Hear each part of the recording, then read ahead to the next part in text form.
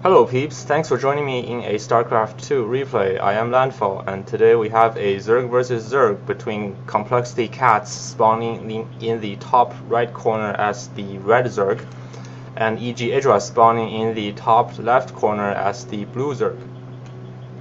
Now, without knowing where your opponent is, both of these overlords are going to be scouting in the right direction because you gotta realize, as a Zerg, it's very common for you to take a early expansion. So by the time Cat's Overlord, even before it gets to EGIdRA's base, is most likely going to be able to spot if there is a expansion or not, and that just gives him that information a bit earlier.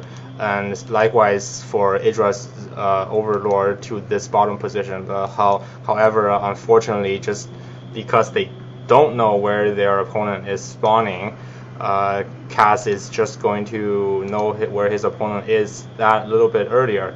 But you know, when Kaz Overlord gets to this base, EGIdRA is going to see which direction it's going to be coming from and be able to figure out where his opponent is spawning. So EGIdRA, I'm sure all of you have heard many things about him. I mean, he is one of the greatest Zerg player I would say in the world. I remember during the Starcraft II beta days, every day after work, I would just come straight in front of my computer and watch Husky Starcraft commentary. It was like some kind of tournament back then. I remember there was a sponsor too, and it was always either EGIdRA or White-Raw. Like, I remember those two players were the most mentioned and most played player in that tournament. Maybe it's because my memory is a bit fuzzy and I just remember easy to remember names, but I those two names just stuck in my head like forever. And interesting thing to know about Kaz is that he was the co-leader for Root Gaming before it was acquired by coLCatZ, and you see that unlike his former members, he has changed his tag from Root to Kaz. Like, I think in my last video I mentioned a lot of former Root players still has that Root tag in front of their name, like Destiny, Doro, coLCatZ and such. coLCatZ is in Rain now, Team Rain, and so yeah, well, he has accepted offer from coLCatZ and is part of coLCatZ. Now ZVZ is most high-level players says that it's their worst matchup just because they don't feel like they can do anything different. They don't feel like they can deviate from their opponent in any way, and I gotta say, like, on paper I understand, but I was never personally placed into the same position as them, because like when I was below platinum, I would just tempo my Zerg opponent every single game, and you know, like, I would find excuses for myself for doing that, saying like, oh, I'm gonna follow it up with some sort of roach push, or I'm just doing a tempo to force them to make more links than necessary. But you know, like, now I think about it, I was just trying to cheese, trying for those quick wins. But been cutting down on my tempos recently. I don't think I've tempoed at all in my last 10 games or so. So both hatchery natural expansions coming up for both players, and wow, if you look at the production tab, it's almost like they're stream hacking, but they're not. I mean, just very similar builds. Will not be surprised if Cats also go for a baneling pool like his opponent is doing, just because he has 3 guys on gas still. So yeah, there goes the baneling nest. So wow, that's like almost identical builds. Scary even. Cat's links are going to be poking out, but EGIdRA looks like he does have enough links to hold this off, and Cat is going to be running back. His both speed finishing like 4 seconds apart. I cannot emphasize on how similar these builds are. Looks like Cat's speed is finished, so is EGIdRA's, and not gonna do any sort of engagement with those 4 or 5 lanes, except going to run into the natural, seeing what kind of saturation and tech, most importantly tech. He sees that baneling nest, as well as only 1 gas. So that's going to give him very good information on what his opponent is doing. Seeing those banelings being morphed in, as well as Spinecrawler being thrown down, and not losing a single lane in that reconnaissance run. That's a very good play on Cat's part. This drone needs to get the hell out of there. I'm not sure what it's doing out. It's too early to be expanding anyways. Probably just a missed rally. And this Bangling feeling very ballsy. EGIdrA needs to micro.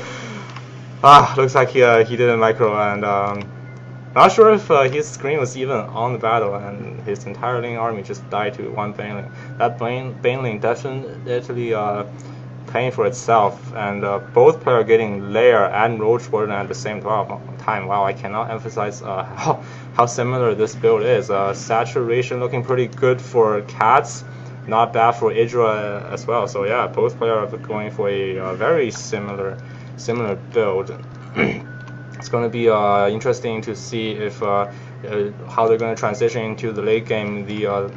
Are they going to go for Roach Hydra or Roach Infestors? Infestors not bad on this map just because there are these ledges. It's not like, I can't remember the name of that new map, something Crypt, Nerazine Crypt, I think.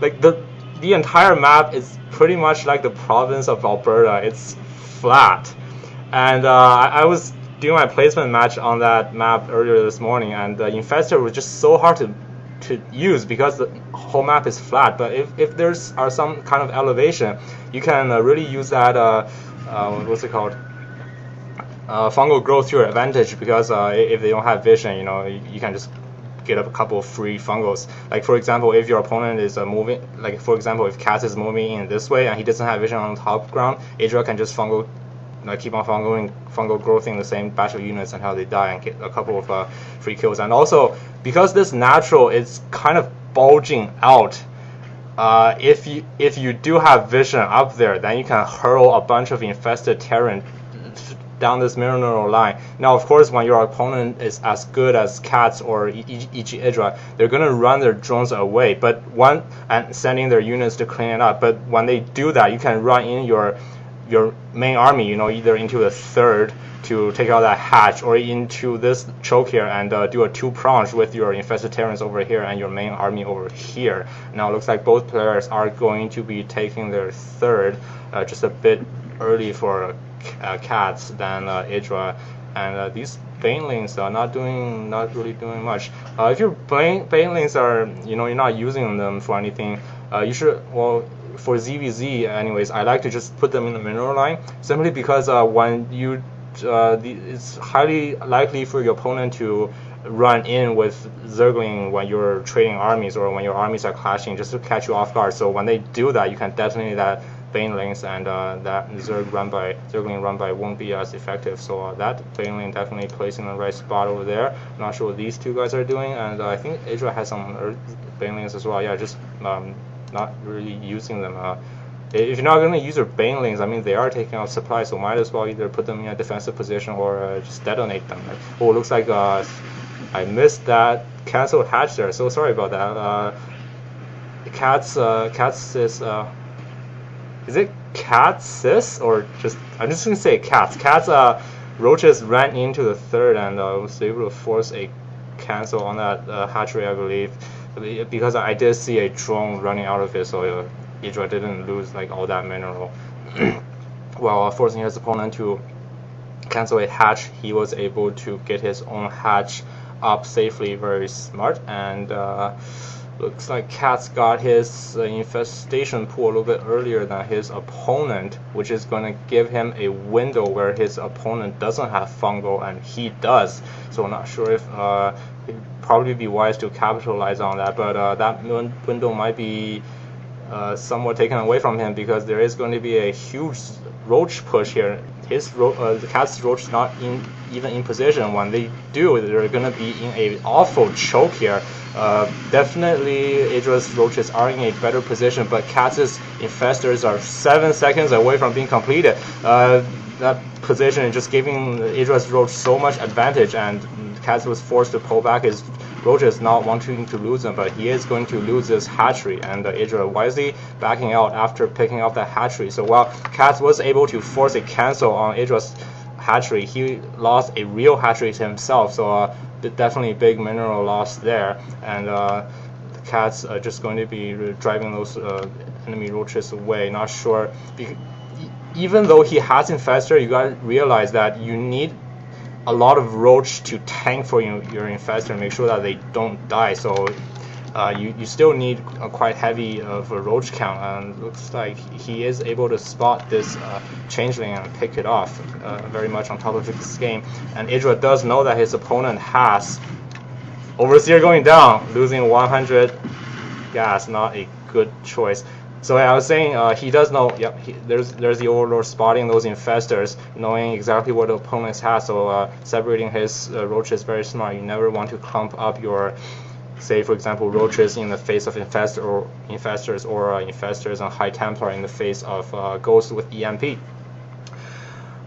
So Katz is still trying to play catch up here. Hatchery almost done though. And if we look at the Harvester count, they're pretty even. Just because Katz doesn't have that third, he's going to be slightly behind, but that third is almost up and running. You gotta remember, with even with 60, 70-ish drones, it's not enough to fully saturate 3 bases. So Katz, not that behind. Both players keeping up with their upgrade, very nice, and he is taking a 4th himself. So there are like subtle ways to deviate yourself from your Zerg opponent, even though those two races are well, they're the same race, so they gotta be pretty similar.